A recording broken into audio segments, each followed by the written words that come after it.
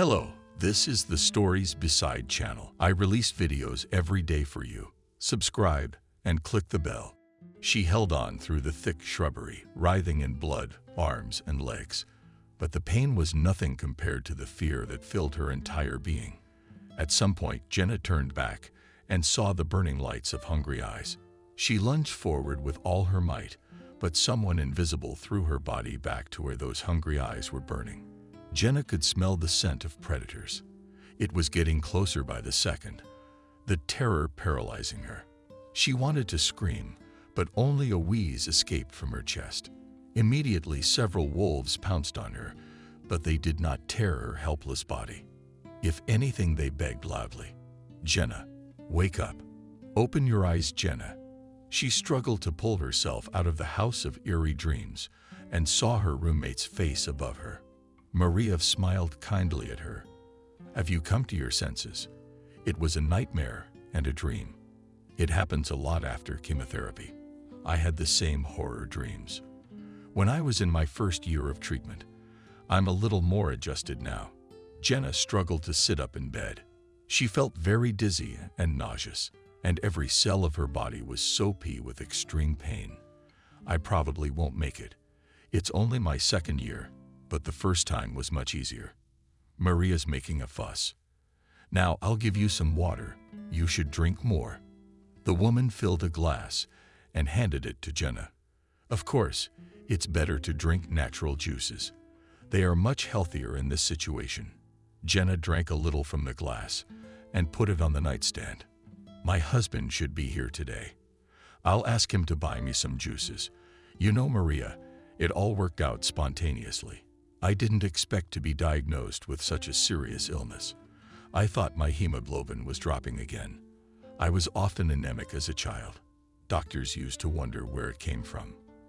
My parents literally fed me fruit and all sorts of calorie-dense goodies, and I was still like a ghost."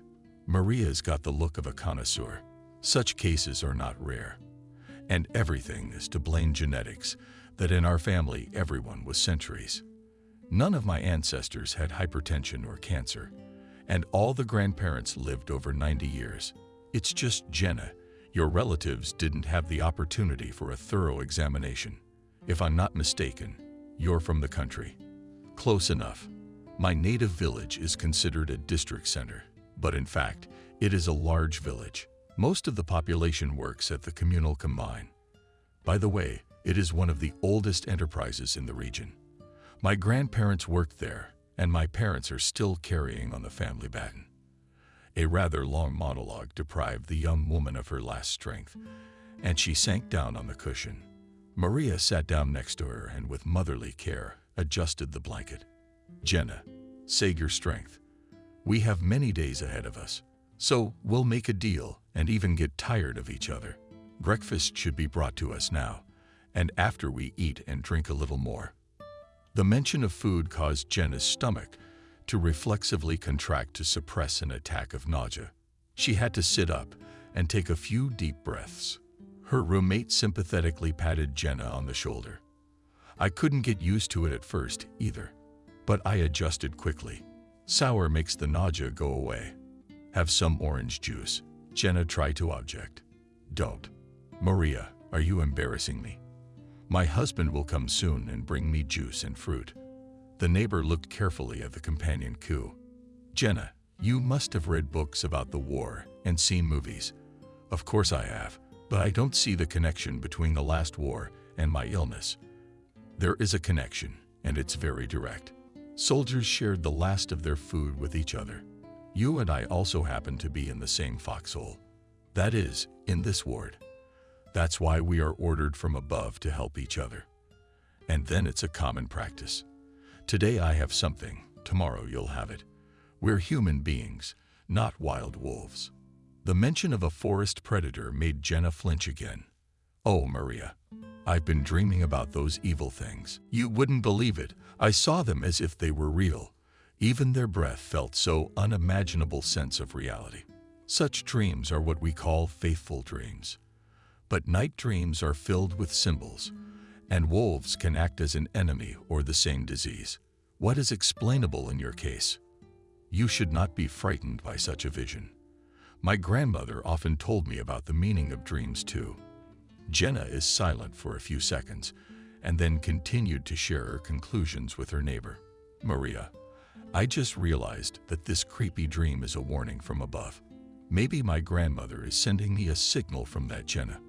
Although I'm not a mystic, I can't rule it out. You know, Jenna, before my illness, I always thought predictions and omens were nonsense. But now my opinion has changed a lot. The door of the ward opened, and the employee of the food block in a snow-white uniform easily rolled a cart, set plates with the movement of a magician. She grabbed 2 dishes at once with one hand and placed them on the table. Today we have a special recipe for flying girls and cups set up. I'll pour you some hot tea. It took the kitchen worker no more than a minute to serve their room, and she rolled the cart farther down the hall. Jenna critically assessed the appearance of the ethical dish. Cat, baby, how do I eat you? Maria was already actively wielding a spoon. And you, Jenna, through not wanting to. Imagine you've been given a medicine on which your life depends. The young woman swallowed 5 spoons with difficulty and quickly stuffed the unpalatable breakfast with juice that her neighbor offered her. The latter had already managed to straighten up her porridge and was enjoying her tea. Not enough at all. You've eaten. It won't work that way. It's not working. I get sick to my stomach when I force myself. I'd rather eat a little, but more often. Maybe. Jenna, you are right. Your body will tell you how it is more comfortable, and try to get more rest. Jenna didn't answer the kind woman because she was already dozing off. She could still hear the sounds around her, but her consciousness slowly drifted away to where peace and tranquility waited. She already felt the touch of her grandmother's warm hand and heard an old-fashioned lullaby. In the life of little Jenna, Wendy played not the most important role. The girl's parents were absent 24 hours a day at their mill. It came to the point that the mother and father did not see each other for months because they did not coincide shifts. Therefore, the day came when they had to call on the help of her grandmother. Although Varvara Tikhanov was not flattered that the son and daughter-in-law cannot do without her help, she was helping out. What kind of parents are you if you can't manage with one child? And how in the old days people had time to bend their backs for half a day, and then still at home with all the things to manage. My mom had 6, and she managed. Mike listened to his mother, and then not without irony asked, I agree. My grandmother was good, a real heroine mother. But what did you, Mom, fall behind your ancestors? She only gave birth to me and Stephen. And of the 2 of us, one of us was a foolish mind. Little Jenna wasn't privy to the family history. Only later did she learn that Uncle Stephen had once stepped on a slippery slope. Their family didn't like to talk about the murky business that had gotten a relative exiled to Kolyma. Jenna several times tried to elicit from her grandmother this secret, but Wendy was waved away. It's better for you, granddaughter, not to know. You don't have an uncle, that's all. Otherwise, you could ruin your whole life with that kind of kinship. Mike, your daddy, had to take his wife's name so no one would find out. But that answer didn't sit well with Jenna. Grandma, what did Uncle Stephen do that was so bad? If you knew him as a student, they'd say he was a traitor. I don't believe it. Stephen was framed. He couldn't have done what they say he did. Your grandfather, Ethan, didn't believe it either. He tried to defend his honor. How could you break a system that was grinding up so many innocent people? Where's Grandpa Ethan? Did they put him in jail too? No, Jenna, your grandfather died. When did Stephen's story happen? His heart gave out. He was the secretary of the party organization at the plant. So he had to lose not only his party membership card, but his life as well. Oh, it's better not to remember that time. I still don't know how Mike and I managed to survive. We had to move in with my aunt for a while. When the Stephen story was forgotten, Mike came back to the settlement and married your mom's Kelly. Wendy told this story many times in different variations, but Jenna always found an excuse to ask the elderly relative a couple of additional questions on the subject. Most of all, the girl was concerned about unfamiliar places, While her granddaughter was small, Wendy, as she could, described to her this amazing place. And when Jenna was 10 years old, the grandmother resolutely told her parents all the signs. Jenna is already big. Tie her to her aunt. Let the girl with her own eyes will see the splendor of the Karelian forests. Son and daughter-in-law were surprised by such poetry of speech. A simple woman. But Wendy decided to completely dazzle them and sang. Her naive singing was akin to a toothache, but the couple listened patiently through the popular songs of the Khrushchev thaw. And Mike even got so emotional that a tear came to his eye. "Okay, Mom, let Jenna come with you this summer." "Really, we were thinking of sending her to camp." The girl overheard outside the door. She'd forgotten all about vigilance. All she had to do was tell her father about camp. "Daddy, I'm not going. I'm going to your camp. I've had enough of last summer. It sucked. And the soup they gave us was terrible." The parents screamed at Jenna.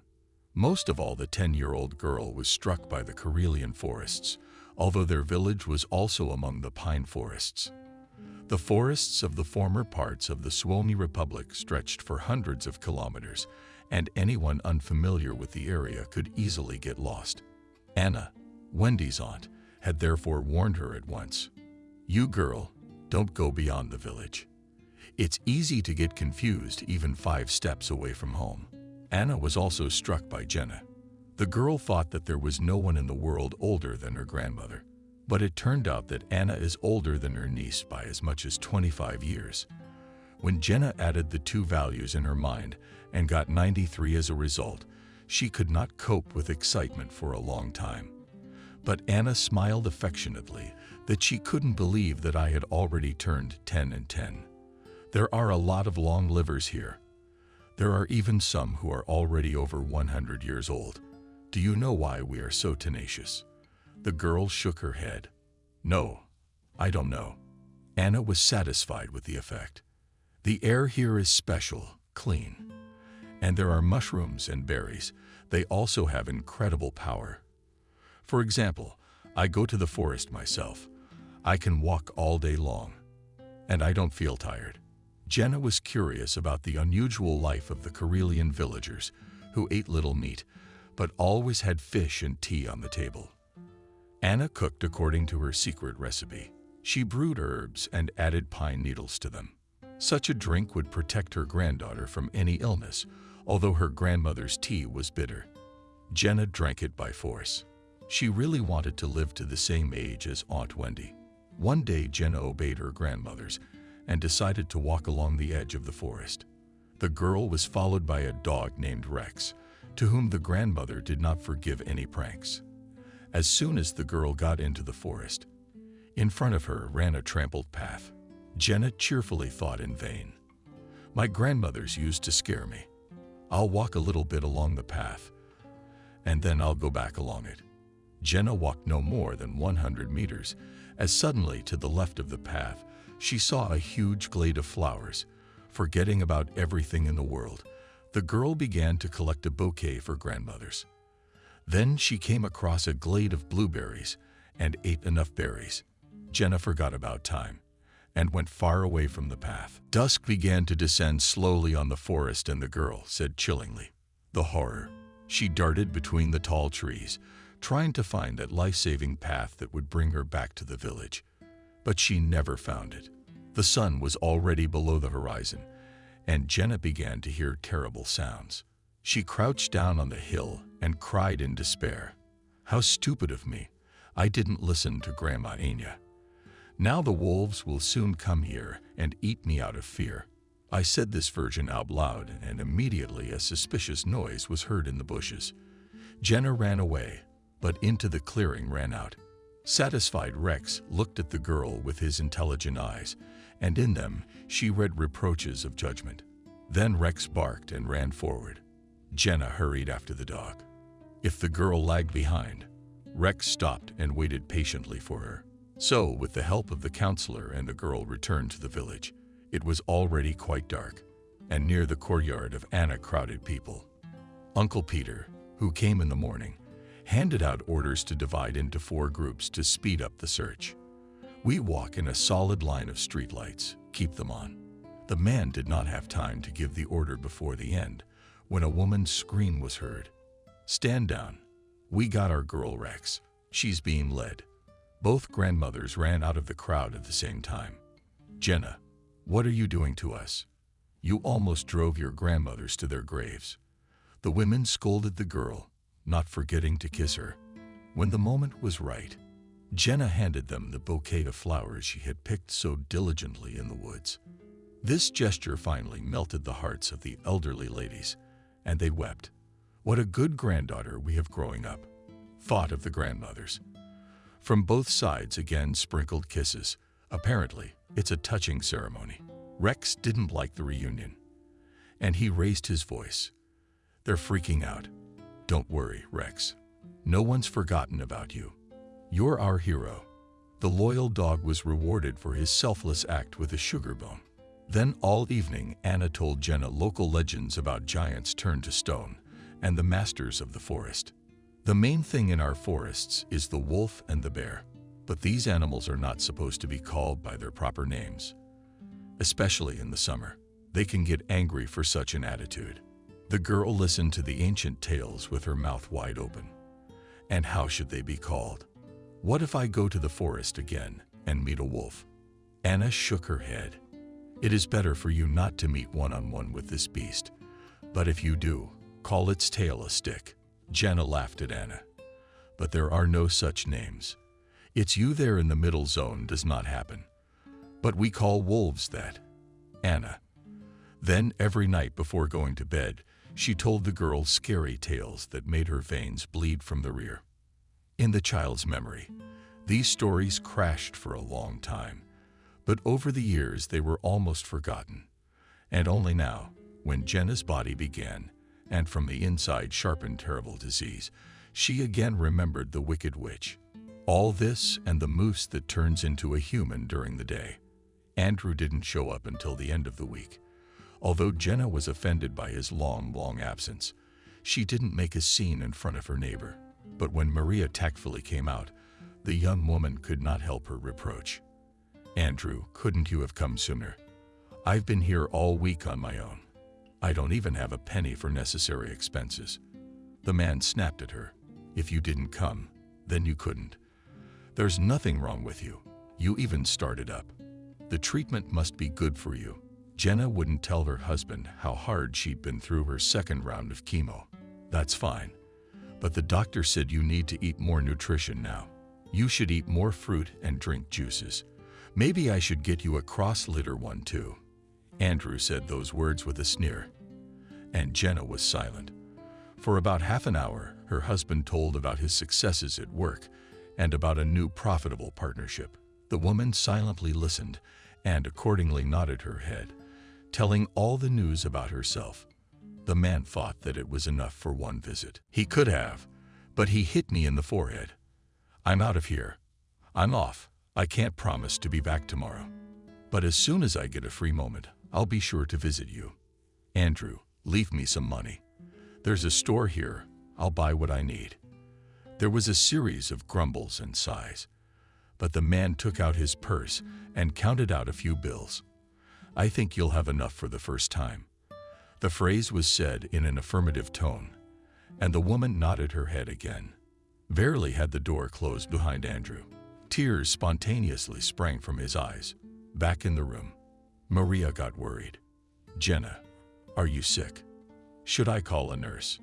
Did the woman wave her arms? No. I'm fine. I guess the treatment must have heightened my sense of self-pity. I don't think that's the reason. I'm not in the habit of intruding on other people's lives. But your husband hasn't been very nice to you. Jenna took a sip. He's like that now. He used to be kind and helpful. And what kept him from being that way? My illness.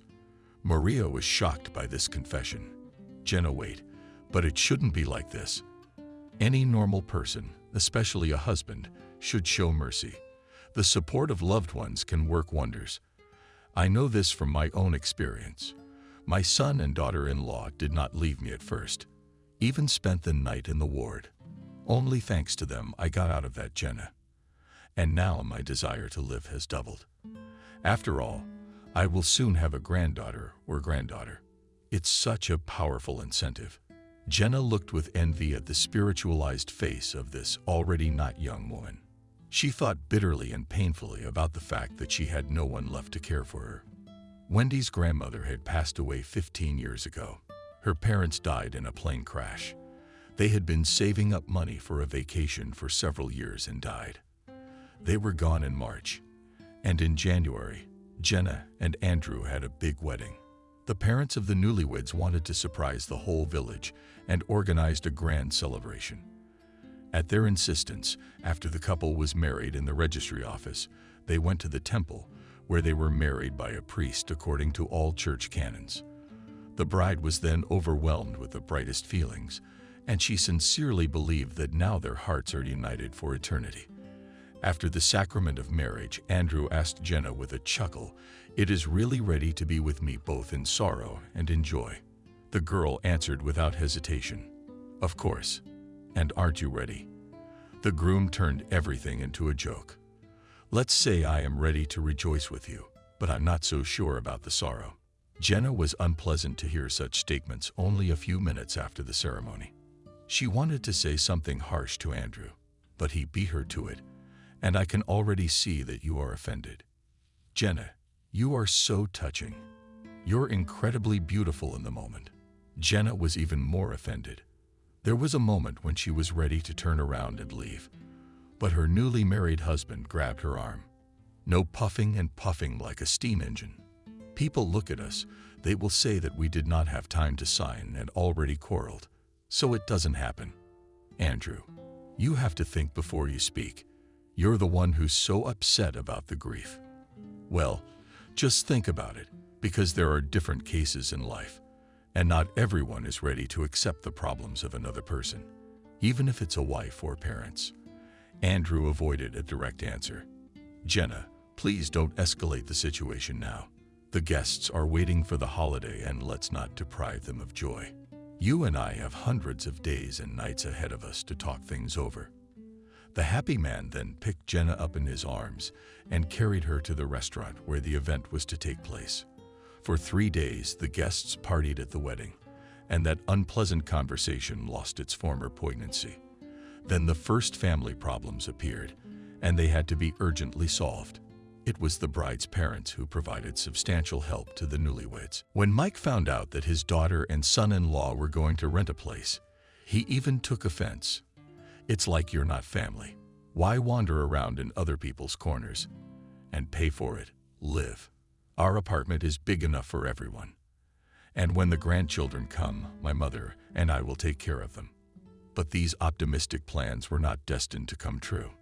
A little more than a month passed, and there was a catastrophe, which took the lives of 2 people closest to Jenna. In those difficult days for the young woman, Andrew did not allow his wife to dissolve in grief. The man even took another vacation from her to be by her side. "Jenna, you have to get over it. Life goes on, and you have to live at least for the sake of your parents to be calm there, in heaven." Her husband's persuasions worked, and the young woman began to revive little by little. She was grateful to her husband for not abandoning her and supporting her in her time of need. Days passed, and this gratitude gradually transformed into submission. First, Andrew told his wife to change her place of work. "Jenna, I have the latest information at the mill. Very soon there will be a new shop, and they promise a very high salary. Since I am not the last person at the plant, I have the opportunity to arrange a money place for my own wife." This news did not please Jenna. "Andrew, aren't you excited? I've heard about this shop. It's not going to be good. You know you don't get high wages for nothing. They pay big bonuses for hazardous working conditions. That's exactly the kind of risky place the new shop will be. If you follow the safety rules, you won't be in any danger." The young woman didn't like her husband's insistence on putting her in a hazardous workplace. "Andrew, why didn't you take the initiative yourself? Don't you get it? My higher education does not allow me to become a simple handyman, and I only graduated from high school. That's why I'm destined to take a place in the ranks of laborers." The man didn't feel his wife's question was a trick. Sort of. Jenna, you and me, we've been dreaming of a big apartment. We need money for that. That's the first time I've ever heard you say that. I mean, I'm doing pretty good in this apartment. Besides, I think we should start thinking about having a baby. After all, we've been married almost 3 years. Andrew knew well that his wife could not resist tenderness. He paddled over to her and began to whisper, "If you don't want to, don't go to the new shop. It's not like I'm forcing you. And in the old apartment, we can still live quite well. But think how uncomfortable it will be for our children. After all, you and I will have at least 3. Ivansov." Jenna took the bait immediately. "Dear husband, are you sure we'll have boys? Maybe I'm going to give you 3 princesses." Soon Jenna moved to work in the new shop, and her Andrew took the chair of the first deputy director of the company. A little more time passed, and the couple sold the old apartment. Jenna did not know that her husband did not intend to live in Jubilee in the future. Andrew informed his wife about his intention to buy housing in the city immediately after the sale of the parental living space. The woman was shocked. "Why didn't you warn me? What am I supposed to do now? How am I going to get to work?" The man listened to his wife and smiled. "Jenna, why are you making an elephant out of a fly? From the city to the village is only 20 kilometers, and the bus runs regularly. That's one. And what's your surprise number 2? Andrew deliberately paused to make the effect more vivid. "Number 2. I think you'll be able to settle down in the city after the housewarming party. Indeed, why jeopardize your health if you can find a quiet job? And you'll help. You got me on that one too. Jenna, come sit next to me. I'll tell you all the trade secrets." The young woman complied with her husband's request. "I'm listening to you very carefully. We have significant events ahead of us. Our factory and several other enterprises will soon be united into a single network. It's a kind of concern in our country. It's one of the first experiments." Jenna begged Andrew, "Can we skip these details? Tell me, what fate have you prepared for your wife?" "All right. Then it's easier now. In short, we plan to open a store in the near future, and I'll get you a job in this outlet. True, the salary will be half as much, but at least the work is harmless close to home. What do you think of my decision?" Jenna was touched by her husband's concern. She kissed Andrew and whispered thank you. "I really like your decision." The man gave his wife an answering kiss. "Now we can think about procreation. Or we may not be able to produce 3 hares in the new apartment. They will have room to run wild." The happy woman then did not pay attention to the fact that her husband had registered a new apartment. She thought it was normal that all the finances in the family were somehow unnoticeably taken over by Andrew. The husband was well aware of the schedule of advances and received, and these days he waited for his wife in the hallway. So Jenna deposited in our piggy bank all the coins and rubrics, and the woman willingly gave her husband all her hard-earned money. Only once she dared to disobey her spouse, and on the way home went to a department store to buy herself some lingerie. When Andrew was short of the amount due, he went green with anger. "Jenna is missing here. I signed the statements, and I know how much you're supposed to get." The woman tossed carelessly. "Andrew, this is too much. I went to the store, bought what I needed. Do I really need to ask your permission to buy underwear? Or are you gonna buy me my own lingerie and hygiene products?" The man wasn't the least bit embarrassed. "If I have to, I'll go shopping myself." At some point, Jenna realized that her husband considered her an appendage. For a while she tried to object, but Andrew paid no attention to her outbursts. Then the feeling of despair was replaced by apathy. But Jenna tried to ignore the sudden deterioration of her health. The medical staff became alarmed when the woman was undergoing a medical commission for employment. The therapist looked at her strangely and said, "Jenna, you need to urgently retest and undergo a more detailed examination." She smiled at the doctor. "Okay, I'll do all that. What do you say?" The doctor told her to come back in 3 days.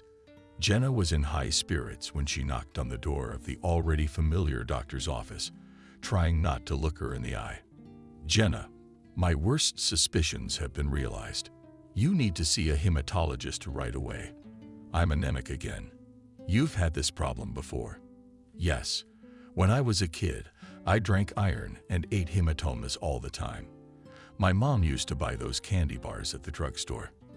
The doctor looked at Jenna again with the same strange look. Are you anemic? Unfortunately, it's much worse than that. I'm not gonna lie to you. If the diagnosis is confirmed, there will be a long treatment. A smile seemed to be glued to the woman's face. She took the referral and thanked the doctor. In the hallway, Jenna sat down on the couch and read the short note in illegible handwriting. Although she had no understanding of medicine at all without labor, she realized that it was about a qualitative blood disorder. She returned home in a state of utter devastation. Andrew cheerfully asked, "But what did they tell you through the pause?" "Nothing good." The woman handed her husband a referral for hospitalization. For about 5 minutes he studied the doctor's conclusion, and then with her optimistically, said, "Doctors often make mistakes, so I see no reason for despondency. Lie down for a week, take some pills, and everything will be back to normal." But Jenna had her first round of chemo, then she was given a second round, and Andrew's optimism began to wane, and it was replaced by irritation. One day, the man blamed his wife without a shadow of embarrassment for her illness. "It's your own fault, Jenna, for the slightest trifle. You take everything to heart." The woman looked at her husband with surprise. "And you didn't think that the cause of my illness is my work in the new shop? By the way, you're the one who sent me there for the big bucks." Things were getting heated. Men were angry, but sex with your wife. You're not a little girl. You could have said no. And anyway, when I married you, I didn't think I'd have to run around the hospital with handbags. If I understood you correctly, Andrew, you also reproached me that in my illness he carelessly threw. Understand as you wish. All inside the unhappy woman shuddered. Jenna did not want to believe that she had lived 5 years with such a monster. In the memory surfaced moments of their life together, which should have alerted her even earlier, but she did not attach importance to them. Only now she realized the true meaning of that common phrase. To be there for each other in both sorrow and joy. Jenna realized that Andrew did not want to share her misfortune. He only wanted the joys. Andrew, energetic gait, walked down the long corridor of the medical facility. The man wrinkled his nose unhappily, covering his nose with a handkerchief. He was irritated by the pungent hospital odors. Near the door, with the sign of the head of the department, he stopped and knocked. After approvingly, "You enter." A man opened the door. "I'm Jenna's husband. The nurse told me you wanted to talk to me." An elderly man in a surgical suit looked up from his papers. Yes, sir. I've been wanting to talk to you for a long time. Please sit down." "It's all right. I can stand." The doctor looked at the visitor with a scrutinizing gaze. "Are you in a hurry?" Andrew felt uncomfortable and a little hungry. "But I can stay longer if the business requires it." The doctor shook his head regretfully. "If you classify your wife's health as an everyday matter, then you can put it that way, according to the terminology you have chosen. Jenna is not doing very well, to put it mildly, or rather very badly. So you'd better sit down. I'll try not to take up too much of your time. You have a lot of time." Andrew slowly lowered himself into the chair. "What's so serious? You don't come in here for nothing. In this particular case, your wife, the situation is extremely troubling. 2 previous courses of chemotherapy did not give the expected result. The disease is progressing. I have a disappointing prognosis for you." Andrew sensed the note and loosened the knot of his tie. "Are you saying that my wife will die?" The superintendent suddenly laughed. "We all die sometime. Unfortunately, that's the law of nature. The whole point of this law is that some people manage to use up all their allotted time limit, while others pass away soon after the start. And my wife falls into that second category, if I understand you correctly." "That's correct. The woman is only 26 years old. That's her prime. She should be having babies and making you happy. We've tried twice to stop this process, but so far we've had no success. That's why we made a collegial decision to change the treatment regimen. I will not hide from you this method is more rigid and therefore fraught with the development of side effects. Andrew interrupted cheekbones, and in what form these side effects will be expressed. The doctor hummed again. Of the most striking is partial baldness, that is, baldness. Also often in such patients there is a sharp weight loss, may appear and other complications, but with a favorable course of all these changes will be temporary. Andrew, holding his breath, asked. Otherwise, the doctor sharply unfolded his hands. Alas, the organism of each person is individual, and it is impossible to predict in advance how successful the treatment will be. Therefore, we can only hope for a positive outcome, but no doctor can give any guarantees. Andrew looked at the doctor with all his eyes, and his imagination was already drawing terrible pictures of the future. These fantasies were so realistic that he did not restrain himself from screaming. It seems to me that you are deliberately mocking me. After all, there are means to avoid the worst-case scenario. There can't be no worst-case scenario. There must be something you can do. The doctor calmly replied, I understand how you feel, but don't overreact. And as for whether there is anything that can be done to save your wife, I will say that such opportunities exist. Our Israeli colleagues have a wealth of experience in hematology. This is the name of the field dealing with the treatment of diseases of the blood organs, creation. Andrew impatiently interrupted the superintendent. I'm not that dormant. I understand medical terminology. I would not like to learn more about such treatment. I think there's no need to delve into the methodology itself. But the results are impressive. Up to 70% survival rate is a very solid figure. So 100% recovery is not expected. And how much would a course of such treatment cost?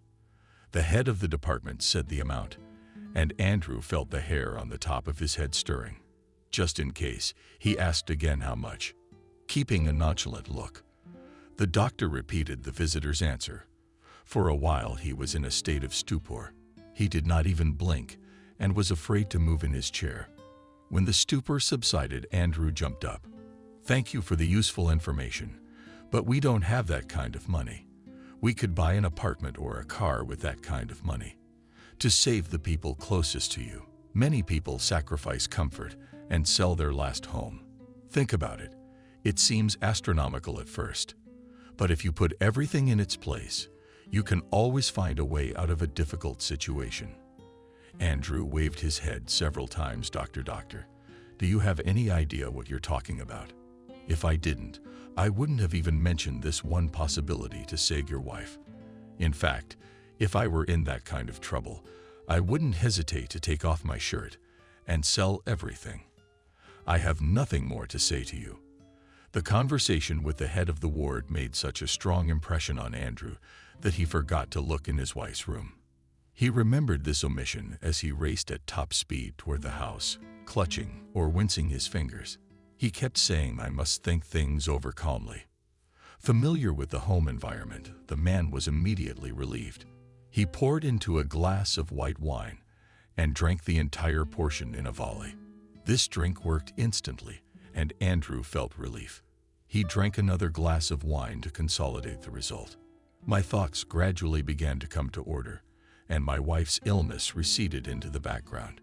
If I sold the car and the apartment, I wouldn't have enough to pay for Jenna's treatment. And then there was no guarantee that she would fully recover to live the rest of her life in poverty with a sick wife. It's not a pleasant prospect for me. I'm not 30 yet. That means that all the most interesting things are ahead of me. And after all, there are other women besides Jenna, like Camille. Andrew caught himself that he began to think about this nice girl more and more often. And he didn't just think of Camille, he imagined her in Jenna's place. Camille had come into his life recently. This girl was the adopted daughter of William, with whom Andrew had a strong business relationship, although the famous businessman was almost twice his age. This age difference was not felt. William trusted the young deputy completely and even once admitted that he wanted to buy out the concern completely. Andrew, you are the only one I can trust with my deepest dream. I know that you will not let me down and our friendship will continue in the future, but I want to see you not only as a friend and companion, but something more. The young man understood what the businessman was implying, but pretended to be a fool. William, you are like a businessman father to me, he laughed. I wish I had a son like that, but I've been unlucky in that respect. Of course, there are alternative ways of strengthening family ties, but as I know, you are already legally married. Andrew's silly giggle. Yeah, well, you know, we all make mistakes when we're young. I got married in a hurry, too, but it's a mistake that can always be corrected. William looked at his young friend for a long time, then said for the first time, I heard that marriage is a misunderstanding, but I like your approach to life. I respect determined people, and I am ready to applaud you too. Andrew took the entrepreneur's last words as a call to action and began to hatch plans to divorce Jenna. But there was one thing stopping him, and it was not his wife's illness. The man really did not want to lose everything he had gained at his apartment, car, and other pleasant privileges. Andrew well understood that if he left Jenna in such a critical situation, at one point his reputation would collapse, and this would negatively affect his career. Then William himself would be the first to point him out the door. Marriage to his adopted daughter would be forgotten forever. We'd have to come up with something that wouldn't let a mosquito in. And so it was found. Andrew was surprised at first that it was possible to resolve a difficult situation so quickly and practically without losses. The man did not notice how the previously favorite woman suddenly turned into a problem for him, which he wanted to get rid of by any means. As iron must be forged before it gets cold, Andrew decided to visit his wife first. When he arrived, Jenna cheerfully exclaimed, Andrew, you've been gone so long. You're in trouble. A sharp needle pricked him, and he was suddenly pricked with shame. But that feeling was quickly hidden by the pressure of an inner voice. Stop embarrassing yourself like a young lady. You're doing the right thing, because in this crazy world, the strongest man wins. The truth is always on the side of the strongest. Of course, he didn't say those words out loud. He crouched down next to his wife and began stroking her worsted hand affectionately.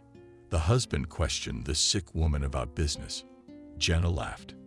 Andrew, what business can a hematology patient have? Departments.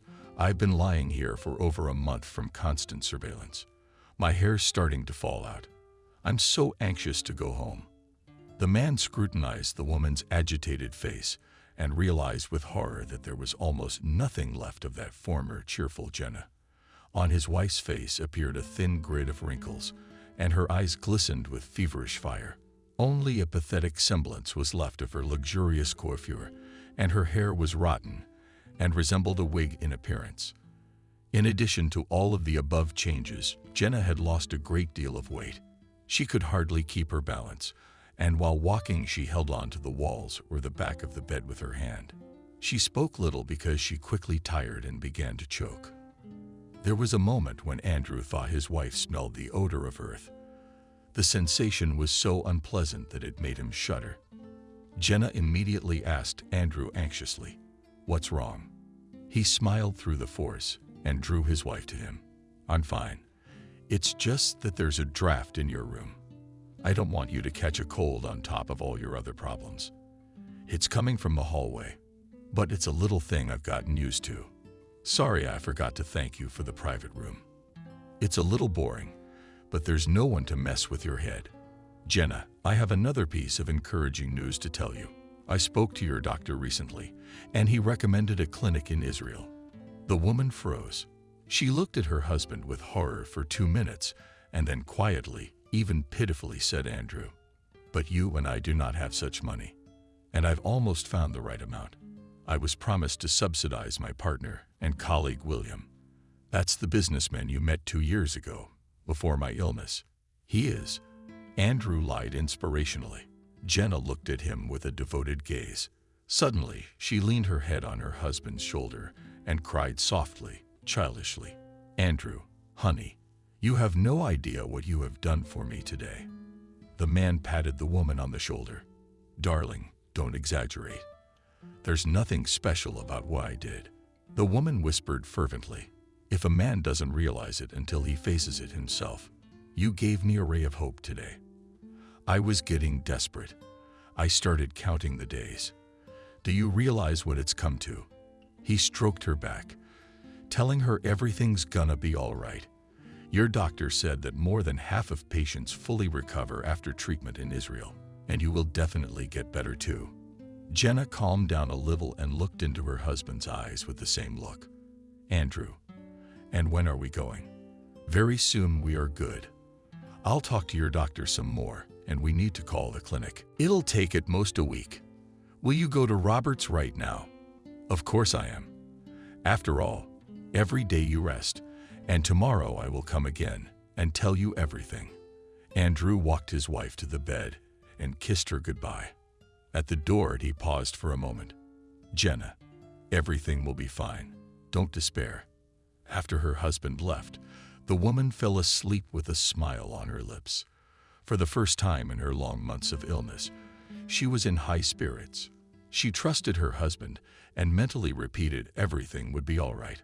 Although Andrew's plans did not include a second visit to the head of the department, he decided to make amends, his wife's condition and health. The doctor fixed his sharp gaze on the visitor's face. Unfortunately, I have nothing to report. No positive dynamics. The doctor made an expressive pause. I'm afraid that your wife will not live more than 6 months. That's the maximum.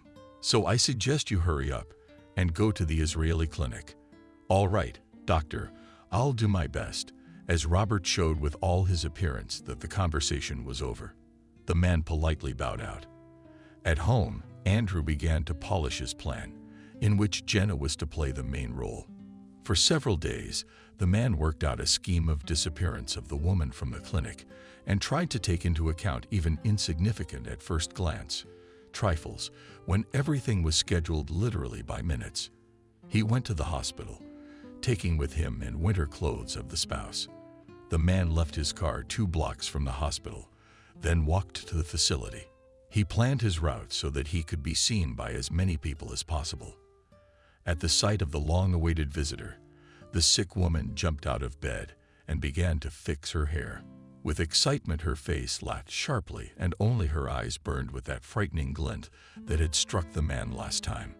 Jenna approached her husband and in a half-whisper informed Andrew, I did everything you told me to do, but Robert was very surprised when I asked about the Israeli clinic. That's right. Jenna, yesterday, we still haven't reached a consensus. This morning we called and dotted all the I's. The man looked at his watch defiantly and shook his head. So you and I are running out of time. We have a plane to Tel Aviv in 2.5 hours, and we haven't even had time to go home. So you and I will bypass the formalities that are required in such cases in order to catch the flight. Give me your things. You go down the back stairs. Try not to be seen by the staff. You've got something warm to wear, and you've got Andrew. Although the ward doesn't allow woolen clothes, I hid my old carton very good under the mattress. In it, you run to the alley that adjoins the hospital grounds. All your clothes are in my car. Will you have time to change on the way? Andrew spoke quickly and assertively, so that his wife wouldn't have time to realize it. Jenna, you'll get there without help. You realize we shouldn't go in together. They'll start asking you where you're going. And you and I are definitely not gonna make it.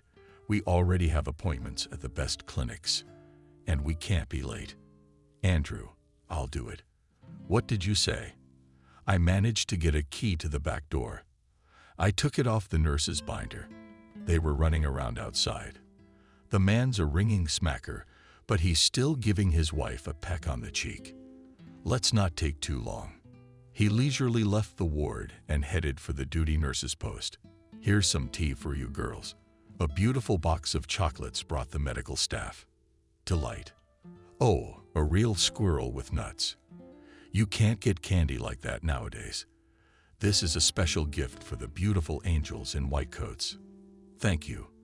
The girls thanked Andrew with one voice, and without waiting for him to leave, ran to the back room to put the kettle on. The man hurried to the elevator. He got out and through the center doors hurried to the alley where his car was parked. Jenna appeared 5 minutes later.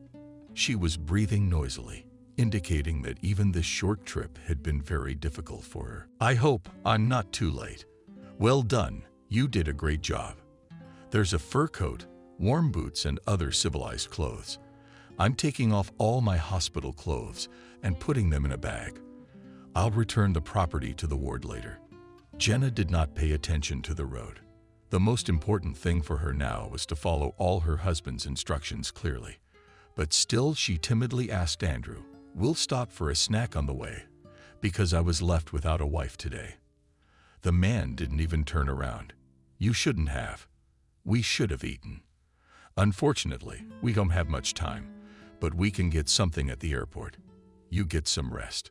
You can even Nokia for half an hour." The woman was surprised. Then the airport is no more than 10 minutes away. The main highway has been closed for repairs. We'll have to take the county road. Repairs in winter, you'd be surprised. In our country, everything impossible becomes possible. The car rolled smoothly along the road, and Jenna quickly fell asleep, but in her mind the timekeeping was counting seconds and minutes. At some point the woman awakened abruptly and asked Andrew with concern in her voice, "Has it been more than half an hour, or am I imagining it?" "You're imagining it. We'll be there soon. Don't worry." But the answer of her husband did not calm the woman, because in his voice she caught unpleasant notes. Fear began to slowly envelop her in a black veil, and her body began to shake convulsively. Jenna nestled against the window, but the panes were covered with a thin crust of ice. The woman breathed on the glass, and with consternation exclaimed to Andrew, "Where are we going?" "This is not the road to the airport. There are forests all around." The man answered nothing, but sharply increased speed. Jenna clutched the back of the driver's seat with her hands. "Andrew, why are you silent? What are you up to?" Without turning around, he yelled, "Get your hands off me. Not only are you standing on the edge of the grave, but you want to drag me down with you." A terrible realization flashed through the woman's mind. "Andrew, you can't do this to me. I trusted you. You promised you'd take me to the clinic." He grinned gloatingly, assuming I'd kept my promise. "This is your clinic. Here you will fully recover your health. I don't need a sick wife. I'm a healthy man, and I want to see the same healthy woman next to me." The car braked sharply. A man jumped out on the road and rushed to the back door. "Get out. This is your stop." The woman struggled, but the odds were stacked against her. "Andrew, you and your wife out of the car." And she dragged you into the woods. "I'm sorry, Jenna, but it's better for both of us. And you suffer, and I don't have to do the heavy lifting." Andrew pulled his burden to a small clearing, hiding between the pines, and tossed Jenna carelessly into the snow. Andrew felt an extraordinary exhilaration. His whole being exulted, and the inner voice cheerfully said, "You're good, Andrew. You got rid of unnecessary ballast." The man ran to his car, drowning knee-deep in snow. He did not look back once, for he was afraid that the sight of his helpless wife would awaken pity in his heart. At that moment he did not think that he had committed a terrible sin for which he would one day have to pay. Despite the fact that the plan had been checked to the last detail, Andrew did not remember the place where he had left his wife, so he was surprised that the return trip took several hours. "How far I've traveled." At first the man regretted that it hadn't occurred to him to check the route with the map, but later he thought it was even better. "If I had the urge to go back, I wouldn't have found the woods where I'd left Jenna." As soon as he entered the city, he stopped at the first dumpster and dumped the rest of his wife's things in the tank. That's it. Now everything was in order. Getting to the apartment, Andrew drank half a glass of strong drink. It helped the man to calm down. He ate a hearty dinner and turned on the TV to distract himself from troubling thoughts. Well-behaved man went to work in the morning. Toward noon, William himself came to his office. William gave Andrew a fatherly hug. Said my friend with a look of reproach, "You disappeared from my sight so suddenly yesterday that I was worried. Did something happen to you?" The businessman's small eyes took in the young man's face, but he held that look. "You know my wife is in the hospital. I've been visiting her." Yes, I'm aware of that circumstance. I'm very sorry for your loss. I hope our medical staff can help her." "I'd like to hope so too. But alas, my wife's condition worsens every day. Even the most advanced treatments are failing. Yesterday I spoke to the attending physician, and he told me frankly that at best she could survive for 6 months. William averted his eyes, but a smile flashed across his face. But William quickly pulled himself together, and a look of compassion came over his face. "It's very hard to watch a loved one suffer. I too have suffered the same fate. My mother died of cancer. But you, Andrew, do not despair. You are still a young man, and you have the best ahead of you." Andrew thanked his older comrade for his support, and William hurried off. He would have been happy to stay longer, but it's business. "Andrew, you don't wallow in your grief. It's dangerous. Come and see us this evening for an after-hours chat. I hope you haven't forgotten my address." The young man felt awkward, but it quickly passed, and he confidently replied, "I have a very good visual memory. I will definitely come to see you." And barely had the door closed behind William when the phone rang. Andrew thought that the chief or the chief accountant was looking for him, but from the receiver came a husky male voice. "Andrew, it's you from the hospital." His heart jumped frantically in the man's chest, but he calmly answered, "Yes, I'm listening to you, Robert. Is something wrong?" "I'm not sure yet. That's why I'm calling you. The thing is, Jenna disappeared, and we thought she was home. After all, you visited her last night." Andrew screamed. "Disappeared how? Doctor, you must have thought to play a joke on me. What are you doing? What kind of a joke? This is a first for us. I'm not interested in how many cases like this have happened in your hospital. I want to know where my wife is. She's in no condition to run away. And you know that very well." Andrew yelled into the phone, and the head of the department did not even try to justify his staff, who noticed the disappearance of the patient only in the morning. And also when developing his plan, Andrew took this moment into account and prepared well for it. Immediately after the superintendent's call, he went to the hospital, where police officers were already interviewing the staff and patients. The man so firmly entered the role of an indignant husband that he even began to express his dissatisfaction with the law enforcement representative. "Can you please explain to me how this could have happened? I left at 7 p.m. and Jenna," meaning my wife, was in bed at that point. "One investigator was hurriedly recording my husband's statement, and the other was trying to calm him down. I understand you perfectly well, but if you can, tell me more about last night." Andrew concentrated frowned. He described his last visit in chronological order. At the end of his narrative, he let out a stingy male tear. "Find my wife. A terminally ill woman could not disappear without a trace. She could hardly move around the ward. I don't buy the escape theory. They're not the ones hiding something." The angry man pointed his finger at the ward staff, frozen in a daze. The senior operative promised, "Our officers have already started the search. Will we keep you informed? Leave us your cell phones." Andrew held out a notebook and a sheet of paper. "Here's a home office phone number. Call me any time of day or night. Please find my wife.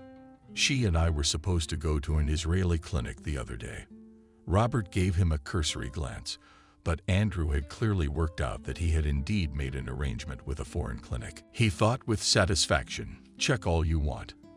I've covered everywhere I can." Andrew had completely ruled out the possibility that Jenna would suddenly be found alive and unharmed. After all, the thermometer had dropped below 20 degrees last night. The man was sure that the terminally ill woman froze in the same clearing where he left her. After returning home, Andrew changed his clothes and, as if nothing had happened, went to visit William. He tried to be sad, which did not prevent him from actively grooming the nickname. William watched the young couple all evening, and as the guest hurried home, he gave him the same fatherly hug. "Hold on, Andrew. And do you know that the doors of our house are always open to you? When the door closed behind the guest, William said to his wife, a very dodgy lad, I think this is the most successful party for our knee. The businessman's wife also liked Andrew, but even if she had a negative impression of him, she would not dare to say it out loud. In Camille's house, only William decided everything and everyone. Jenna. She didn't want to believe that everything was happening to her. When her husband had left her for dead in the winter woods near the pine trees, she had tried to stop him with a plea for help. But the words stuck in her throat. The woman wanted to get up, but immediately fell into the snow. She saw Andrew running away from the scene of his crime. The world collapsed before the eyes of the unfortunate woman. From the excitement, Jenna briefly lost consciousness. When the woman regained the ability to assess the situation sensibly, she heard the snow creaking somewhere not far away. It sounded very much like the footsteps of a man, only fainter. For some reason, Anna's advice came to her mind, and Jenna grabbed a nearby thick branch. With great difficulty, the woman stood up and leaned on this aid. The creaking of snow could be heard very close by, and it first doubled, then settled. The woman almost screamed with horror. Seeing in 20 meters from herself burning lights, she felt her body instantly covered with sticky. Then frozen lips whispered soundlessly, Wolves. How many of them are there? Mommy, Daddy, help me, Jenna. Suddenly, a recent dream came to mind, which Maria had easily deciphered. It was indeed a dream. Jenna could no longer hear her voice and was about to panic. But at this critical moment from the distant past again surfaced the image of Anna Davidovna. If your granddaughter happens to meet a wolf, never look into his eyes. This beast will recognize by his eyes that a person is afraid of him, and then there's a good chance he'll attack first. 10-year-old Jenna then cheerfully replied to her grandmother, I run so fast that no wolf can catch up with me. I'm always first in school and competitions. I run to the finish line. Grandma shook her head. It's different in life. Fear paralyzes a person, but even a well-prepared athlete is unlikely to be able to compete with the forest beast, because in just half an hour, an adult wolf is able to overcome a distance of 10 kilometers. This is equivalent to the result of a human riding a bicycle. Jenna then, to the depths of consciousness, struck by this information, and her optimism quickly faded. Grandma Anna, then it turns out that there is no escape from wolves at all. Why not? If you behave correctly, that is, do not turn your back to the beast and do not provoke him. He will not attack. If the wolf is alone, it can be frightened. Jenna looked in the direction from which the deadly danger was coming and tried to count the burning lights. At the number 12, she lost count. In the inflamed brain flashed God, there is a whole pack of them, and a stick will hardly help me. Gathering her last strength, the woman shouted tales with a stick. I'm not afraid of you. Get out of here. The wolves looked at the woman with surprise, but they were not going to disperse, although there was almost no hope of rescue. But still, Jenna believed in a miracle. She noticed that her cry had made the predators uneasy. That gave her confidence, and she screamed again, but louder. What are you looking at me for? Get out of here. The wolves snarled, stepped back a little. Jenna made a third decisive attempt and screamed at the top of her lungs for help. Her call for help was louder than the predators. The wolves stomped around some more and ran away. Jenna covered her eyes for a few seconds, and her senses sharpened to the extreme. She heard the distant footsteps of the predators and breathed a sigh of relief. But immediately, very different footsteps were heard. Heavy and confident, the woman opened her eyes and saw a huge silhouette approaching her. In her head flashed Hubert. A black veil spread before her eyes, and she fell unconsciously on the snow. Jenna woke up from the pleasant warmth that caressingly touched her whole body. She didn't want to open her eyes because she was afraid of scaring away the warmth.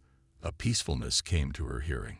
Snippets of firewood, and such familiar household sounds as the whistle of a boiling kettle and the clinking of dishes. She slowly covered her eyes and gaze. Immediately came across the wooden ceiling. A sigh of relief involuntarily escaped from her chest, just like in Anna's house. From the side of the headboard came a pleasant male baritone. "You've come to your senses." Jenna saw the face of a man about 35 years old above her. "You as beauties have slept for more than 24 hours. But that's not surprising, considering where and under what circumstances I found you." The woman tried to say something, but the man made a warning gesture. "The most important thing for you right now is rest. When you're a little stronger, you'll be sure to tell me everything. In the meantime, I'll entertain you, mysterious stranger, with conversation. Of course, if you do not mind this order."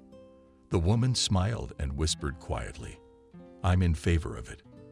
The man shook his head. "Oh, you've forgiven on top of that. Your voice is hoarse. But don't worry, you're in good hands. Allow me to introduce myself. David, by education, I am a doctor-surgeon, but at the moment I am forced, professional, downtime. In other words, while not working about the reason, until I will not spread, so as not to bore you with unnecessary details." The man disappeared briefly and soon reappeared with a mug, over which a fragrant smoke was rising. So the first official part is over. Now let's move on to the practicalities. You should try to drink this potion. Helps you from almost any ailment. Let me help you into a comfortable position. David gently lifted the entourage and brought the mug to her lips. "Drink carefully in small dots." The women swallowed the slightly cotton wool hot liquid through force. "It tastes like a drink my grandma Anna liked to drink. She called it a tea of longevity, and she prepared it from some herbs and made sure to add its needles." The man looked at the guest with surprise. "Oh, you even spoke clearly. It means that our business will go further only with a plus sign. By the way, you have almost completely guessed the recipe of my bread brew. It was given to me by a guy. We served together." David took the mug from Jenna's hands and sat down next to Sobchak, on whom Jenna was lying. "Don't consider it immodesty on my part, but if I hadn't shown up in time at that clearing, you would have definitely become prey to a wolf pack. The predators have recently begun to raid our village on a regular basis. Apparently, they're having trouble finding food. They had a leader, such a hardy wolf cleaner. Our men tried to eliminate him and set traps. No results. Although I have a small farm, roosters and 2 hens are not dry. My neighbors gave me a divorce, but it's still a pity to lose this livestock." David threw wood into the stove and went back to the bed of the sick woman. "I've only recently settled here. The second winter. Pardon the tautology. I'm settling in a little. I've got a bird. And in the fall Jack came to me, a very nice dog from a far corner of a simple village hut. A powerful dog barking was heard." Jenna turned her head with difficulty and saw a huge shaggy dog. "Oh, does your Jack look like a Rex?" "That was my grandmother's dog's name, but that was a long time ago." The short monologue was given to the woman with great difficulty, and she lowered her head on the pillow. Apparently, the Munchkin liked the fact that the guest paid attention to his person to establish good relations as soon as possible. The dog licked Jenna's hand and settled down next to the chin. David remarked with satisfaction, "Such a smart dog surprises me every day. Last night he started running around the house and barking too. I thought he was doing his own thing, but Jack started tugging at my sheepskin coat, and I guessed he was calling me." Jenna looked at the coat rack where the said piece of hostess attire was hanging. The sheepskin coat was brown in color, so Jenna mistook her savior for a bear. Meanwhile, David continued to praise his 4-legged pet. "Jack has that kind of intuition. After all, from the house to the place where we found you is almost 2 kilometers. He ran like a seasoned sprinter, and with a single spurt he unleashed his voucher." Jack stretched out over the stone mat, showing off his powerful paws. Jenna mouthed only his nickname with a smile. "You didn't pick it well. He's too big for Jack." After the table, a pleasant snowy feeling spread over the woman's body, and she fell asleep again. For almost 2 weeks, Jenna did not get out of bed. The owner of the little hut did not leave her side. He kept her drunk with various real ones, repeating each time, "Since you refuse to eat and will have to drink more. We did not save you to die of exhaustion, Jenna." David was hardly ever silent. He knew many interesting and instructive stories. "You know, Jenna, I have always dreamed of continuing the dynasty of doctors. There are 4 generations of doctors in our family, so I was predestined at birth to become a military doctor. I don't want to bore you with a long narrative, but I have been to different places, and everywhere I learned something new." The woman asked with interest to prepare various potions. "Did you also learn on such expeditions?" David wondered. An interesting interpretation. I never thought that the work of a military surgeon could be called such a peaceful expedition term. There's something to it, though. And so, Jenna, have you hit the mark? Thanks to my varied life, I've mastered a dozen related specialties. Familiarized myself with the secrets of Tibetan medicine, mastered needle therapy. God, when did you have time for all this? Jenna, you have no idea what hidden abilities each person has. We use no more than 5 or at best 10% of all available resources in our lifetime, hence all the health problems. After all, it is proven that a person can heal himself, and even from incurable diseases. Holding her breath, Jenna waited for an answer. David looked at her and immediately understood everything. Do you have this kind of problem? I immediately did not like your pale and obvious equipment, but to ask about such things, especially a woman, is indecent, so I tried to temper my curiosity. Jenna told him her unhappy story. When David found out her husband's dastardly deeds, he wasn't even surprised. Unfortunately, human meanness is quite common, and in the last 10 years, it's become an epidemic. You were abandoned in a helpless state by your husband. I was betrayed by a comrade I rescued. The man threw off his shirt and turned his back to Jenna. See the blue scar under his right shoulder blade? Yes, David pulled his shirt back on. I don't want to flaunt my torso in front of you because it's not etiquette. But if you'd like, I can tell you the story of how I acquired the mark. Of course you can. It was a little over 3 years ago, during the famous events in the East. We were working in military field conditions. That is, intense. There was a wild lack of working hands, and our nurses had to assist doctors during the most complicated operations. And then I was lucky enough to be sent an assistant. I rejoiced wildly at this fact alone. When I saw Zach, a fellow student at the academy, I was doubly happy. No sooner had we expressed our delight at the unexpected encounter. The enemy started firing. I had already gotten used to this music, but Vasca was in extreme conditions for the first time. Anyway, while we were exchanging pleasantries, they whistled very close, and I already knew by the sound what kind of stuff was flying towards us. I knocked Zach down on the floor and fell on top of him. That's what hit me. If it hadn't been for the fortune teller, it would have ended sadly. Jenna looked at her savior with undisguised admiration.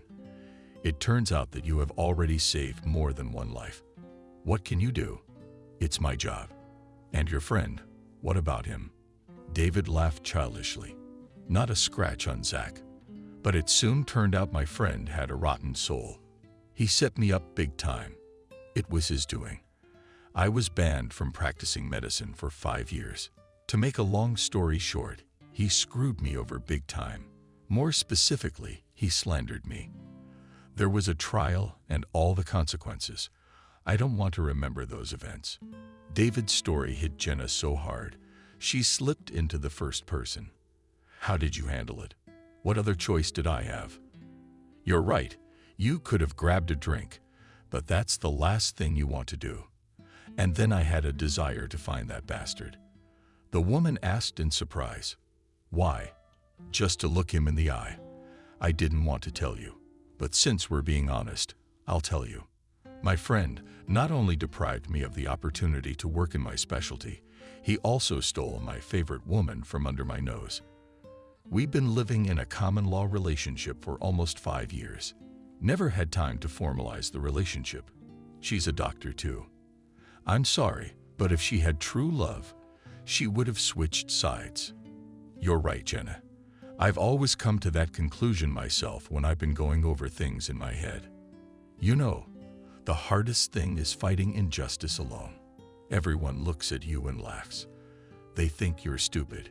Confession didn't come easy to David. It was as if he was ashamed of his past. And Jenna clearly felt it. To relieve, hung in the air tension. The woman said with a smile, "We have the same blood as in the cartoon about Mowgli." That's a good point. So we both have things to do, like supporting each other. Of course, I'm not imposing. It's your choice. I'm in. I don't have much time left anyway. David didn't let her finish her sentence, so I'll never, ever hear you panic speak again. Do you understand me? Jenna whispered softly. Yeah, that's great. I have a friend working in Canada who is an excellent specialist. A little stronger, lower, let's go to him. Jenna intuitively felt that from that moment on she was starting a whole new life. Now the future no longer seemed so hopeless to her. As she fell asleep that night, she thought, if God gives me a year or two of happy life, I will be grateful to him for this favor. And the Almighty heard the sick woman's plea and gave her many years of life near the man she loved. Jenna was washing the window half-heartedly, humming a popular song. The apartment was still a mess. David had to maneuver between boxes to reach his wife. Jenna, I didn't realize you had vocal abilities. The woman looked away from her work for a few seconds. David, are you kidding me? When I was a kid, a bear stepped on both ears and stomped on them. If I sing at the top of my voice, the neighbors will think what happened. A disaster. The man laughed. It seems to me that you come by your virtues. On the contrary, I assess them very objectively. Help me. The woman gave her husband her hand and carefully climbed down from the windowsill. David kissed her tenderly. Jenna, you smell of spring, dear. That's the scent of window cleaner. Someone has to clean this apartment. Tony's been missing for days at a time. You've been in your department 24 hours a day too. And I'm the one who's got to pick up the slack. It's been 2 months since we moved in, and the apartment's like a train station. Jenna made a naked grimace, and David laughed. You know how to press your conscience, I promise. No, I swear I'll leave the furniture on the nail wall next weekend and do all the men's work. Okay, I'll take you at your word. And don't forget you made a vow. Jenna saw her husband off and wanted to get on with the job, but the urge to clean the windows was gone. She sat down on a stool, gathered tape from a pile of boxes. What do we have here? Here we have family heirlooms. They were hastily preparing to move to a new place, so they didn't have time to sign all the boxes. David didn't care about the process at all. Jenna, why the hell do we have to bring all this stuff with us if we can buy everything we need on the spot? This attitude towards the things that were dear to her heart even offended the woman. David, we are, as you put it, junk. We haven't chewed it in over 2 decades. And I'm superstitious. My grandmother told me that many things serve as banks, so they should be treasured. Such a reverent attitude to everyday objects. Jenna appeared after the miraculous healing. She often caught herself thinking that everything from the moment she met David began to carry a symbolic, if not sacred, meaning. Although the man himself had been deeply hurt by fate, he had given up personal comfort for her sake. David took the terminally ill woman to an acquaintance in Canada. Jenna there underwent a full examination and for the first time heard from the same doctor encouraging conclusions. It's not that bad. Our clinic has developed a new method, but it has not yet found widespread use. If you ladies agree, then we will try the effectiveness of this method. Jenna agreed without hesitation. Doctor, I have no choice. If there's even one chance, I have to take it. Already after 2 weeks, David's friend Vovka noticed with satisfaction that my method was working. Look at the tests of your wife. Jenna looked at her benefactor with surprise, but he did not even wiggle an eyebrow. He stared at the results of the blood test. Andrew is not modest, and we have a genius. My wife has had several rounds of chemotherapy. It's an old regimen, and it's not always effective. And there are too many barrels. I recently attended a conference with colleagues in Kazakhstan. They also have a breakthrough in cancer treatment, but they have not yet patented their method. We've already done all the tests. Now we're waiting for approval." Men began to discuss professional issues with passion, and Jenna distractedly thought about the strangeness of her fate. After all, the fact that her lawful husband had abandoned her and a complete stranger had come to her aid could not be called anything other than the will of Providence. When the men finished talking, and Jenna asked David, "Explain why you called me wife." The man looked at her with a look that penetrated into her very soul. "Does it make you uncomfortable? To be honest, I haven't had time to realize everything so suddenly. You know, it's a complete surprise to me too. It just came out. But it doesn't seem random to me. Think about it. It's no accident that life brought us together. You and I are two lonely people. Maybe we should create something strong and warm together. Let's give it a try." In such an original form, David proposed to Jenna. While the woman was undergoing treatment in the clinic, he worked part-time on the ambulance as a paramedic. Later, a friend helped him to recover in the profession. Difficulties with the couple arose when they decided to sign. Since Jenna already had a stamp in her passport, she decided through a lawyer to file for dissolution of marriage with Andrew. And that's where the confusion began. The lawyer's inquiry received a reply that Jenna was presumed dead. Not only that, but it turned out that her husband had searched for her, but to no avail. Therefore, she was declared missing after the expiry of the deadline, and her ex-husband had already remarried. Jenna had to prove that she was alive. A friend of David's helped her in this endeavor. When all the formalities were settled, Jenna confessed, "You know, David, for me the most undesirable thing is to return again to the city where I was betrayed. It hurts to think about it. You don't. I know it's very hard. But if you keep looking back, you're gonna miss the future." You know what I mean? Jenna knew very well what those words meant. At first, it was very difficult for her to get used to her new life. But after the birth of her son Tony, everything fell into place. Of course, sometimes the past broke into the new life, but it happened less and less often. When David was offered a transfer to the city where Jenna used to live, the man decided to consult with his wife. "Jenna, here's the thing. I don't know where to start." The woman smiled. "Start with the main thing.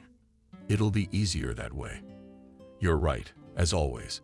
I've been offered the position of chief physician at the new clinic. But there is one thing. Jenna's getting suspicious. What is this clinic is in that city you don't want to remember." The woman was silent for a long time, and he waited for her answer. Finally, "Jenna, you are a man," smiled. "David, I guess this is another trial I am destined to go through. Jenna, you are catching up with the mystical fog again. It's just a coincidence. If you're against the move, I'll back out tomorrow." "No, David, you don't have to back out. You've done so much for me. I don't want to interfere with your career. Besides, the past is long gone. How many years has it been? I'm just afraid our son won't like the idea of moving. But Tony's taking the news very well. Yeah, I don't really give a shit. I'll be able to finish my studies in Canada or move to a 7-seat institute if Dad helps." Of course, David couldn't turn down a small request from his only son. But everything was so fortunate that he did not have to use his connections to solve this important issue. Tony was immediately enrolled in university at the Department of Computational Mathematics. In short, everything was going well at the new place. Jenna smiled at her thoughts and pushed aside a box of dishes. If my men had put together a wall and a closet, I'd be quietly arranging the dishes right now. We'll probably live among these boxes for a year. I'm going to have to schedule a sabbatical in the house or this process won't move forward. Jenna spoke up loudly enough. She didn't notice when a smiling Tony appeared on the doorstep.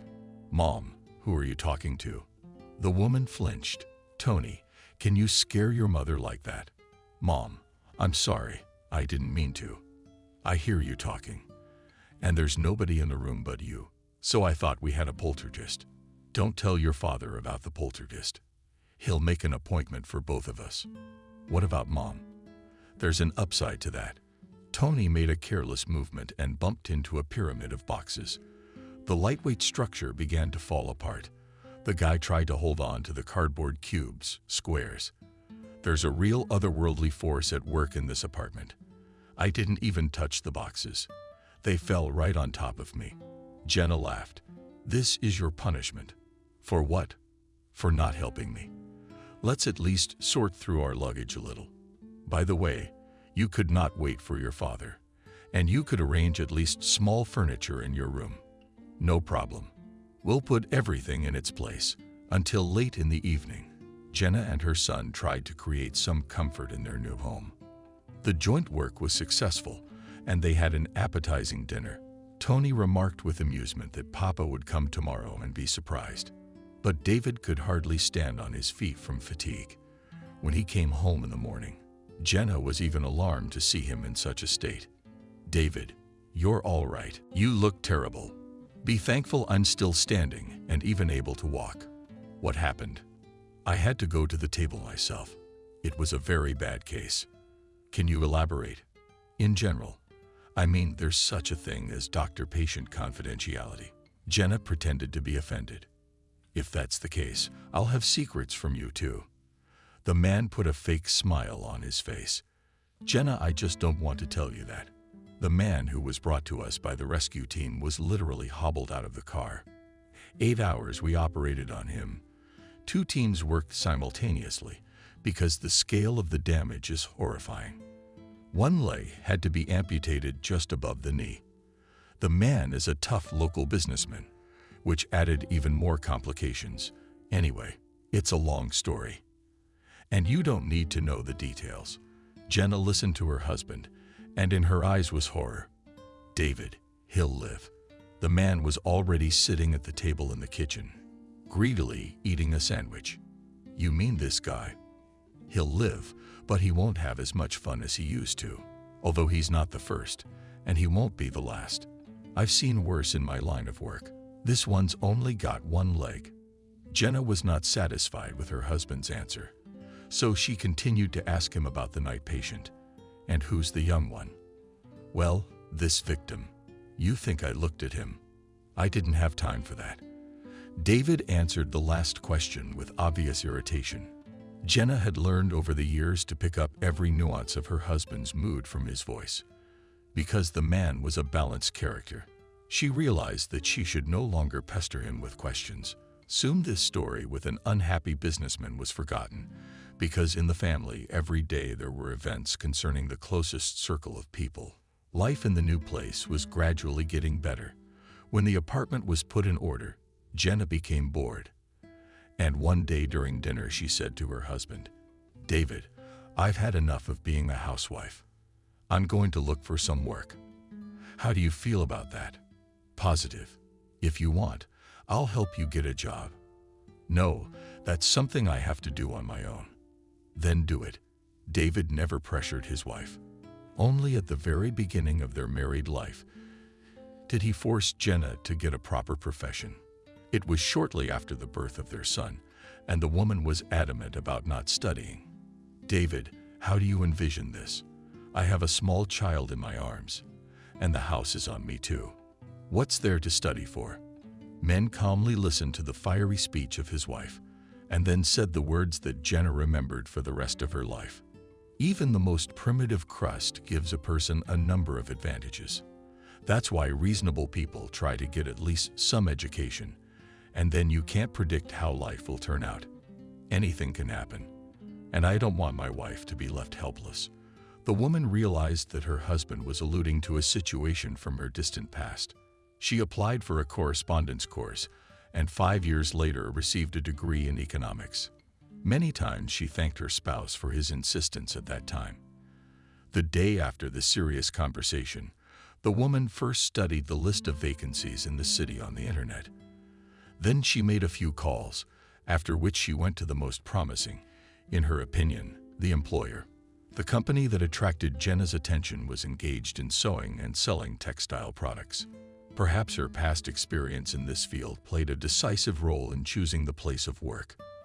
The office was located in a new neighborhood where the surgeon's family lived. Jenna was greeted by a receptionist in the reception area. Betty is a little busy. "That's okay, I'll wait." And there were flowers everywhere. It was this fact that pleasantly surprised the woman. The receptionist noticed the visitor's interest and proudly explained, "Betty is obsessed in a good way with indoor plants. She has a greenhouse on every floor of her house too." Jenna automatically asked, "Is your boss's house out of town?" The girl readily nodded her head. Now yes, they had to move to a country cottage after the tragedy with her husband. The secretary was ready to tell Jenna the heartwarming story of the rescue of the boss's husband. But the door of the boss's office suddenly opened and a stern voice was heard. "Victoria, how many times have I warned you to keep your mouth shut?" The girl instantly turned red, not only her face, but also her neck and arms. Jenna had time to mentally pity amateur gossip, but at that moment she was invited into the office. "Woman, are you waiting for a special invitation? If you are about employment, come in quickly, because I have a meeting at the city hall in half an hour." Jenna went into the office and sat down on the end chair. As the hostess was examining some documents, the visitor took the opportunity to get a closer look at her future boss. Betty was about the same age as her, maybe 3 to 5 years younger. A strict suit emphasized the advantages of her figure, and the perfectly styled hair showed that this woman was meticulous about her appearance. Betty took her eyes off the papers and looked at Jenna. "And what position are you interested in?" Jenna put a packet of documents on the desk of the head of the company. "I don't care. I'll even take a job as a bookkeeper." The hostess again cast an inquisitive look at her. "Where did you work before that? What is your length of service?" "It's all written down in my workbook." Betty smiled. "Don't take offense at the dry reception. It's a necessary measure because everyone comes in. Some have no credentials at all, but they insist on claiming to be top-notch economists."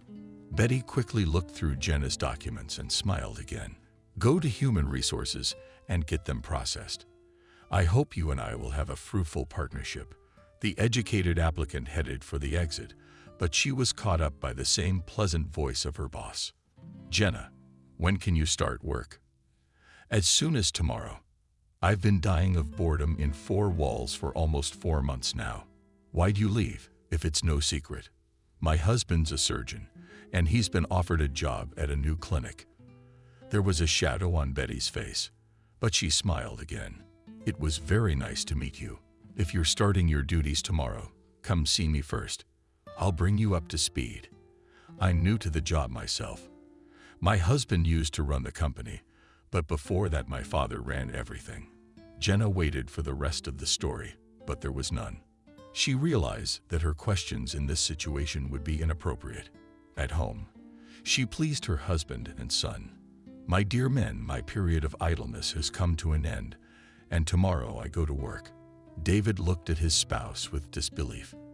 "It's amazing. People can't get a job for months. But you got in at the first go, and in such a promising position. Share the secret. How did you do it?" Tony decided to put in a good word, "Dad. Don't you know how it's done? A small but preferably expensive present or a valuable envelope with a sum. That's all." The head of the family couldn't stand the insolence of his offspring. "Tony, do you have a warped perception? I have never taken money in my life, so I don't advise you to mention such things in front of me from now on." And the young man grimaced and crawled out of the table. How hard it is to live around the right people. "Dad, but it's a tried and true rule that if you don't give a hint, you don't go." David glared. Jenna had to resolve the accumulated atmosphere. There's no need to argue, and Tony Poppet is right, because you can't brush everyone under the same label. I don't know how things will work out for me in the future, but my first impressions of the company are pleasant. Jenna got involved in the work quite quickly. She diligently did all the tasks of the management and also diligently avoided close contact with the employees. She had been invited to join the company of tea drinkers on several occasions, but the woman had always politely declined. Jenna had decided before she moved that she would not renew old acquaintances, and when she got a job, she realized that new connections could also be dangerous. For a while, women still tried to bring her into their circle, but their fervor quickly waned. But Jenna heard the latest gossip. So one day she overheard two female coworkers discussing Betty. Personally, I'm sorry. William's a normal woman, but the man's not decent. She got a kick out of that remark.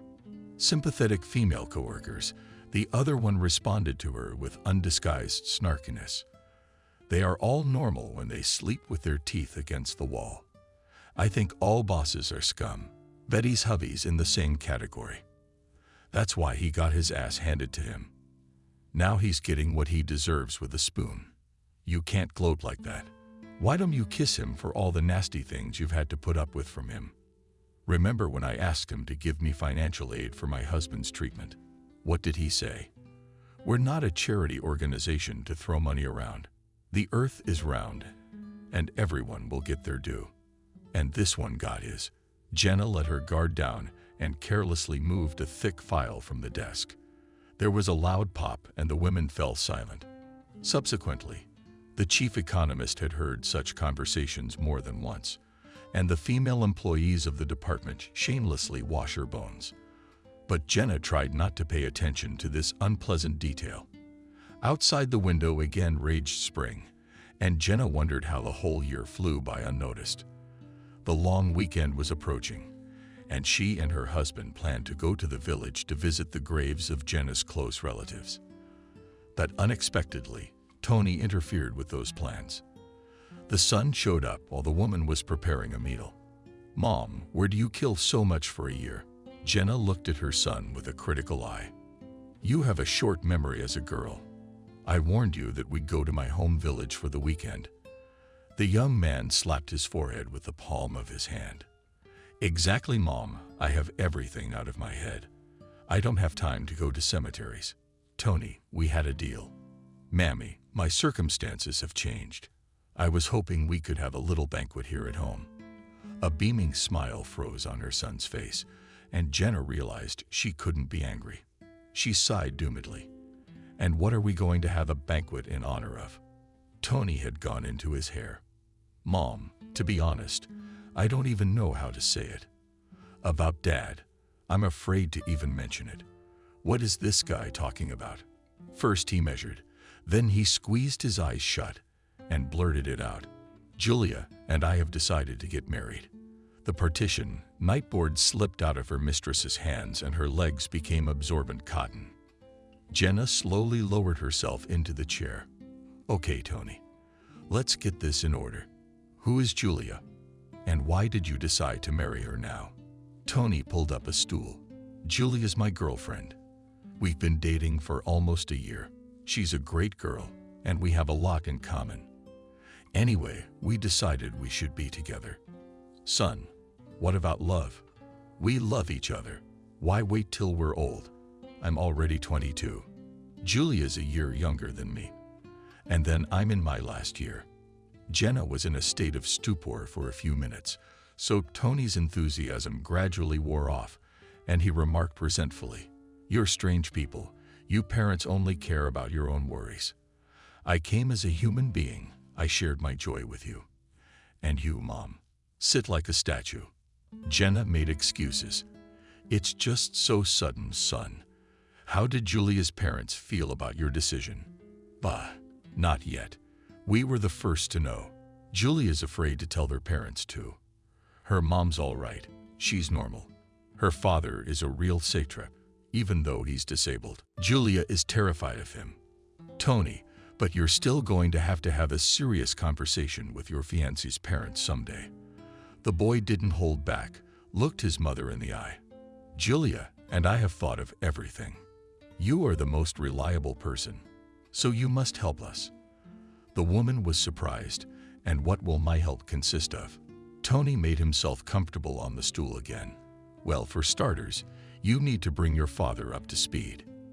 And then we'll organize a little party here, invite Julia and their ancestors. In other words, you're taking it out on us, although your creative ideas are commendable. But I'm not sure my father would go for that. And then you said yourself that your girlfriend's father is disabled. Even a short trip can be a lot of trouble for someone with a disability." Tony immediately became sad. "Mom, you're right. What do you suggest we do?" We should change the plan a little bit. That is, have a get-together at Julia's parents' house." Tony mumbled thanks for the advice and, with his head down, wandered back to his room. Jenna continued in a state of stupor. The only thing that was going through her mind was what family? He's just a kid. No responsibility. In the evening, Jenna told her husband everything. But unlike her, David took the news very calmly. "Jenna, don't worry. It's true. Almost all men stay boys until they're adults. Let them try to start a family. Maybe it'll work out.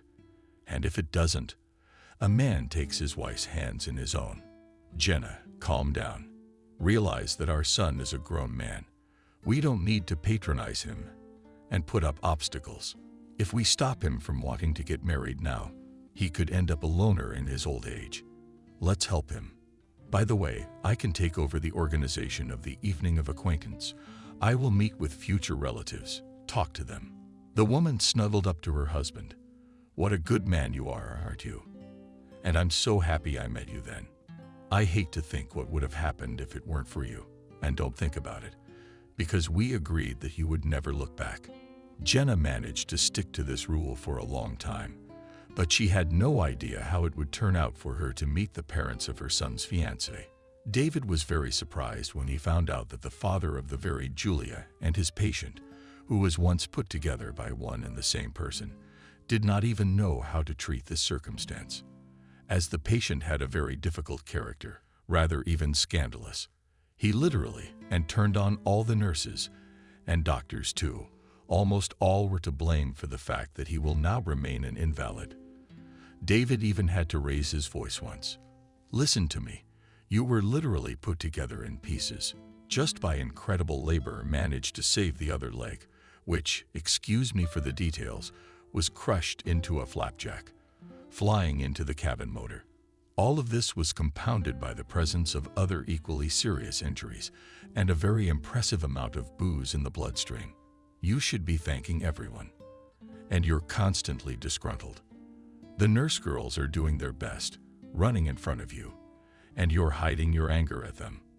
The patient averted his eyes, though the doctor could see that he wanted to argue only, and muttered, "How would you behave in my place? I was a man, and now I'm a log. I can't walk or do anything. I can't do anything." David sat down on the edge of the bed.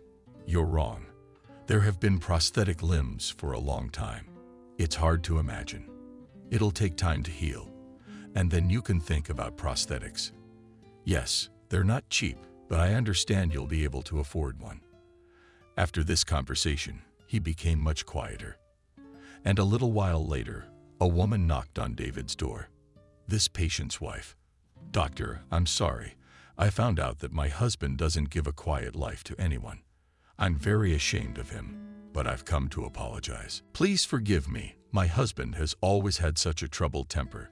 David, I could see that the woman was genuinely upset and realized that she was really ashamed. They talked for a while, and the doctor was not left with a good impression. And now it was her help that he was counting on for the difficult mission he had so recklessly undertaken. Betty came home. Andrew had been out of sorts as usual half an hour ago, but today her out of sorts were far more out of sorts than his. As usual, he began to grumble. "Nobody needs me here alone. It's the so-called daughter who's always out and about. The wife doesn't care about her husband at all. You could lie down and die." Betty wanted to talk calmly, but she couldn't. He got angry. "It's not nice when the whole world isn't at your feet, isn't it?" He looked at his spouse in surprise. He had long been accustomed to the fact that Betty had somehow withdrawn herself from any business scandals. She minded her own business, stayed out of his way, even when his father-in-law died, and his business was completely taken over. Betty didn't even try to take charge. She was perfectly content to do her daughter's charity work. "You know, being a socialite." "What do you mean? Or are you just trying to remind me that I'm not human anymore?" "You know, Andrew, I may surprise you, but your humanity doesn't depend on how many legs you have." Andrew got nervous. He didn't like it very much at all that his wife was now in charge of the factory. He'd always done everything neatly, of course, but it's all women in there. I told her something. Olia, what do you mean by that? If you've been spilled something at the factory, it's the stupidest thing in the world. To believe all sorts of gossip from people who are sticky with envy. Betty smiled. You know, Andrew, if you weren't who you are right now, I'd kick you out the door and out of my life. That he even raised his voice. Who does that woman think she is? Today I was going through some papers in the closet behind the desk. And you know, I came across a very interesting document. I can't say I was too surprised, because I've long since realized that you're the kind of person I'd expect any kind of shenanigans from. But I think it's a bit much. The company belonged to my father, and it was supposed to go to our daughter. But you've decided to reorganize it. I wonder why. Or do you think I'd disinherit my daughter? Andrew's eyes flickered. How could he forget about the fact that a year ago he had already prepared this package of documents, prepared and put them away so that when the opportunity arose, he could quickly sign them. Betty, you see, he didn't have time to finish. A housekeeper appeared on the doorstep. Betty and Andrew, you have a visitor who says he's the doctor who operated on you after the accident. They looked at each other, and Betty said inviting. To be honest, neither Betty nor Andrew understood why the doctor had come. David said hello and smiled. I'm here on a very important matter. Betty made a gesture with her hand. Please have a seat. Perhaps some tea or coffee? No, thank you very much. I'll get right to the point. The thing is, my son is dating your Yulia. Betty raised her eyebrows. Tony, your son David has raised his hands. So there you go. I'll tell you right away, and then you can answer me. Our children have decided they can't live without each other, and they need to get married. Of course, they're both still quite young. But when do you fall in love if you're not young? We wanted to invite you to our house to discuss the situation, but we thought it would be more convenient to meet at your place. David cast a quick glance at Andrew, who was already blushing with anger. To get married. When she arrives, I'll arrange it. Betty looked at him sternly, and for the first time, Andrew was embarrassed. The woman turned to David. You've thought and decided the right thing. I also think we should talk about it. Talk. Listen to the children. It's quite possible that they have very real feelings. Let's do it this way. Friday at 6 o'clock, we'll see you at our place. David realized there was something going on between the couple, perhaps a power struggle. He got up easily. Oh, good. It was nice to meet you. He walked out. Andrew angrily asked, and what was that?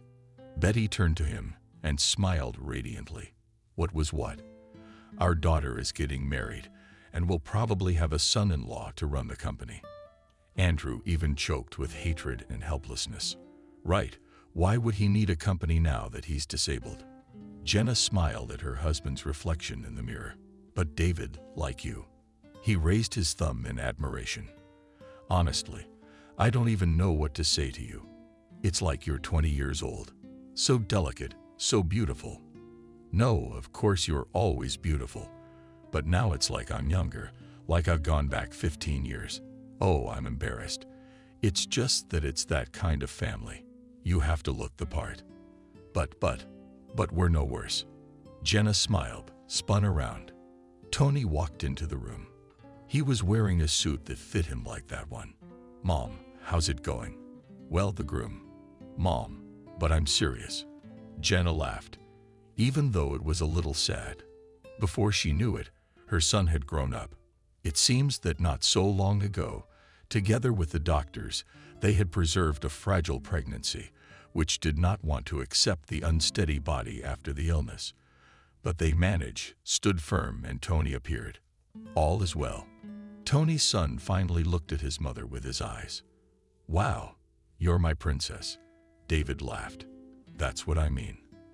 On the way, David stopped at a flower store. So, princess, you sit here while Tony and I buy flowers for Julia and her mother. Go, go, go. Jenna covered her eyes, trying not to show David that she wasn't feeling well. She hadn't slept much tonight, all because as soon as she fell asleep, She had the same dream again that she had had years ago in the hospital. Jenna jumped up. She was wet with sweat. Her body was shivering, and the small, evil, glowing eyes of the predators were in front of her eyes again. She was never able to sleep again. Memories came flooding back that hurt terribly. She couldn't understand why she was having that dream again. After all, everything was fine now. What if anything, if the disease was going to come back? After all, it happens. After many years, it just comes back and finishes what it couldn't do before. Jenna saw the men returning and smiled. No, it was just a dream after all. When you have such protectors around, nothing is scary. They drove up to a large, luxurious house. The gates swung open and the car rolled into the yard. Jenna suddenly remembered that her boss lived somewhere in this neighborhood. She turned to Tony. "Son, I didn't even ask what Julia Betty's mom's name was." Jenna laughed. "No, there's no such thing as coincidence. I mean, how small is the world?" "That looks like my boss." David looked at her in surprise, then slapped his forehead. He didn't have time to say anything, because Betty came out to meet them. Jenna smiled at her. Betty stopped in surprise. "Jenna can't be." "As you can see, it can be. Though I find myself no less surprised." Betty waved her hands. "Well, it looks like you and I are going to have to communicate even more. To be honest, I'm very happy about that. I think you and I are going to do very well together." After a brief exchange of pleasantries and flowers, Betty invited everyone to the table. David wondered where the head of the family was. He noticed the immediate gloom, but Betty replied that he would join us a little later. In fact, she didn't know if her husband would show up at all. They had a very big conversation. Not only had Betty discovered documents that lacked her signature to transfer the entire firm to Andrew, but lately, she'd been hearing dry tales about his adventures as well. She had always tried not to listen to gossip, but in this situation it all snowballed. In addition, Andrew had been very harsh about his daughter's marriage. He didn't like it all. Betty said, "If you're going to ruin everyone's mood, I want you to know. I'm going to ruin it for you. Julia is our daughter, and she doesn't need to know what's going on with you and me." In the shower, Andrew realized he'd already lost. He should back off and wait and think. But how he wanted to arrange the meanness so that his family and his daughter would not be born with this chip who once decided to teach him about life. In the middle of the feast, when they had already raised their glasses to their future family, the doors opened and Andrew entered the living room. His wheelchair stopped quietly by the doctor's table. "Good afternoon, everyone." Julia snapped out of her seat. "Daddy, it's about time. I thought you'd never come out to see us." She kissed Mill's father on the cheek, and Andrew thought a little. Betty smiled faintly. "But it's possible to be normal. Meet my husband, Andrew." Andrew gave a mock bow and suddenly heard, "Andrew." It was a voice he'd recognized from 1000. Slowly, very slowly, he raised his head and met his eyes with Jenna's. There was a heavy silence at the table. Betty asked confusedly, "I don't understand. Have you met my husband?" Jenna smirked. His heart was pounding frantically. "Not just acquainted. Your husband was once my husband." Julia and Tony looked at each other. Tony asked Mom, "Are you okay? Were you married?" "Before Daddy again. Had a son, though not for very long. When my husband got fed up with me and my illness, he decided to feed me to the wolves." Betty gasped. "No, it couldn't be. His wife is missing." "I know this story." Jenna continued to stare at the pale Andrew. "Andrew, what about you? Let's tell Betty what really happened, how you lied. You told me you were taking me to the Israeli clinic at the airport, but you drove me into the woods. You left me there in the winter and drove away. Do you remember how I screamed? I asked you to stop, and you ran away, bouncing in the snow." Julia looked at Jenna with eyes full of terror. Tony opened his mouth at all. "You couldn't close it." And Betty stretched out. "So that's it, is it? Missing in action." Then Andrew stared at Betty and at Jenna.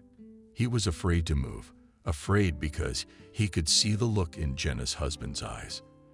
That doctor wanted to nail him. It had been a year. Jenna, rather Betty, peeked into her deputy's office.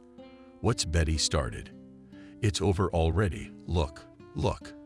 Julia was on the video call on her phone. She looked tired but happy. "Look, your grandmother's now." Tony and Julia left at once. David helped his son transfer to university, and the children left there quietly, signed, and learned to live with family. Andrew was sent to the very apartment he had once registered for himself. Betty promised to pay for his caregiver for the first time, but only on the condition that she never saw him again.